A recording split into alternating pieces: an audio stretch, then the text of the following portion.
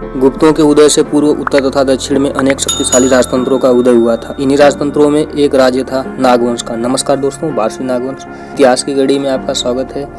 जैसे कि पिछली वीडियो में मैंने बताया था नागवंश की राजधानी पद्मावती, कांतीपुरी व अन्य शाखाओं के बारे में और वार्षिक कौन थे।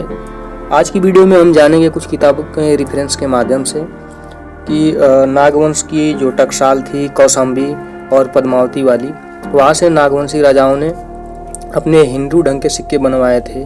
आज की वीडियो जो है हम शुरू करते हैं। रेफरेंस अंधकार युगीन भारत प्रथम संस्करण 1995 उसका रेफरेंस लिया गया है।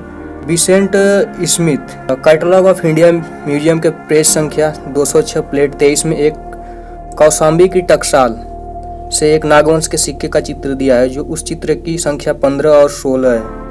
पेज संख्या 35 के अनुसार इस सिक्के को नवनाग का सिक्का मेंशन किया गया है। यह सिक्का नवस है और नवस के ऊपर नाग या सांप का चित्र है जो फन फैलाए हुए है। यह नाग इस राजवंश का सूचक है और इस वंश के और सिक्कों पर भी स्पष्ट रूप से दिया हुआ है। लेखक के अनुसार इस तरह का सिक्का बहुत बहुत दूर तक पाया गया है, और यानी कि इस वंश का सबसे महत्वपूर्ण शासक था जो नवनाग था।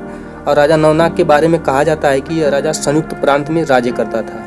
इसके सिक्के कौशाम्बी से निकलते थे और जहाँ से प्राय पाए जाते हैं, और इन सिक्कों पर कौशाम्बी की हिंदू टकसाल के चिन्ह और तत्व पाए जाते हैं। इनके सिक्के विदिशा मथुरा के नाग सिक्कों से मिलते जुलते हैं। इस राजा ने कम से कम 27 वर्षों तक राज्य किया था, क्योंकि इनके सिक्कों पर राज्यारोहण संवत 2627 है।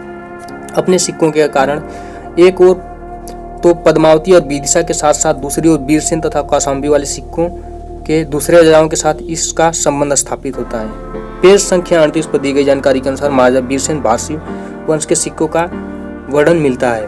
वीरसेन के सिक्के अधिकांश उत्तरी भारत में और विशेषतः समस्त संयुक्त प्रांतों में पाए गए हैं, और कुछ सिक्के पंजाब में भी मिले हैं। मथुरा में जनरल कनिंघम को वीरसेन के 100 सिक्के 100 सिक्के मिले थे, और बुलंदशहर के इंदौर खेड़ा नामक स्थान से 13 सिक्के मिले थे।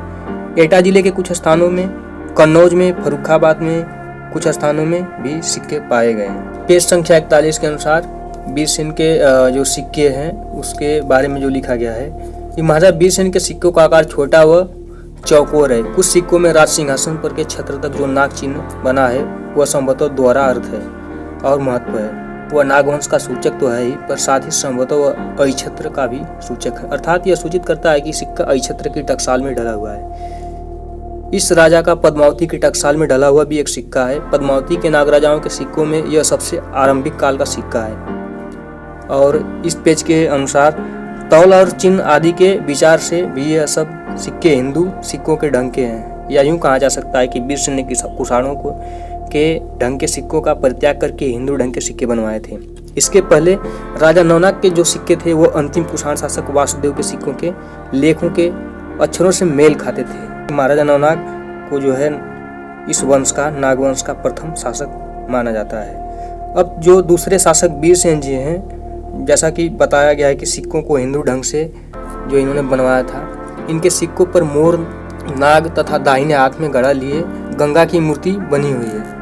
यह माता मकरवाहिनी गंगा को भारसी राजाओं की राजकीय चिन्ह बताया है अनेक इतिहासकारों ने, क्योंकि गंगा के पवित्र जल से ही नागवंशी राजाओं ने अपने राज्य का राज्याभिषेक किया था। जिन इतिहासकारों ने इसे अंधकार युग कहा, वह वास्तव में स्वर्ण युग था, क्योंकि नागवंशी राजाओं ने संभवतः संस्कृति और धर्म की लड़ाई और हिंदू धर्म का पुनर्जागरण किया था। पेज संख्या 47 के अनुसार वीरसेन ने मथुरा के आसपास के समस्त स्थानों और गंगा तथा यमुना के बीच सारे दोआब में जो सब मिलाकर आधुनिक सैनिक प्रांतों से कुषाणों को निकाल दिया। पेज संख्या 49 के अनुसार इस प्रकार के सब सिक्कों का कलेक्शन कलकत्ता के इंडियन म्यूजियम में है। यह सब दूसरे विभाग में रखे गए हैं। इस पर नवनाग और वीरसेन के बाद जो नीचे जो है हयनाग और चरणनाग, बहिर्नाग, त्रयनाग, भवनाग के शासन का पता चलता है। अगला जो है पद्मावती पुस्तक का रेफरेंस लिया गया है। ये इसके लेखक जो हैं मोहनलाल शर्मा जी हैं। इसके पेज संख्या 36 पे जो है पद्मावती टकसाल से प्राप्त सिक्कों की जानकारी लिखी गई है। पद्मावती के बारे में जो लिखा गया है वह इस प्रकार है कि पद्मावती एक जो सुंदर नगरी थी और नाग सौंदर्य के प्रेमी थे। उन्होंने पद्मावती की टकसाल में सिक्कों का निर्माण किया। कुषाणों के सिक्कों का बहिष्कार करके प्राचीन हिंदू ढंग के सिक्के बनवाए। पेज संख्या 56 के अनुसार ग्वालियर के संग्रहालय में नागवंशी राजाओं के ये सिक्के सुरक्षित रूप से संग्रहित हैं। ग्वालियर की संग्रहालय में नागवंशी सिक्के ही नहीं अपितु पद्मावती से संबंधित और भी अधिक सामग्री को सुरक्षित रखा गया है। पेज संख्या 59 के अनुसार पद्मावती नागकालीन सिक्कों के विषय में डॉक्टर टेकर की यह धारणा सही है कि भारतीयों ने ये सिक्के तांबे के बने हुए हैं और मालों के सिक्कों की भांति भार में हल्के और आकार में छोटे होते हैं। नागवंशी सिक्कों पर मयूर, त्रिशूल, सांड या नंदी का चिन्ह अंकित होता है। इन सिक्कों में शिवत्व की झलक किसी न किसी रूप में मिल ही जाती है।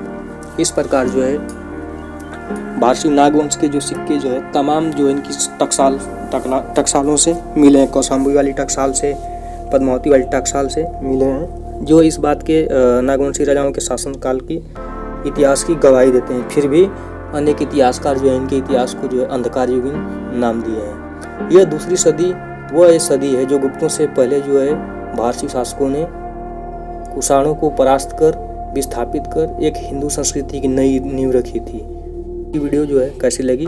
अगर वीडियो अच्छी लगे तो लाइक, कमेंट और शेयर जरूर करें। धन्यवाद।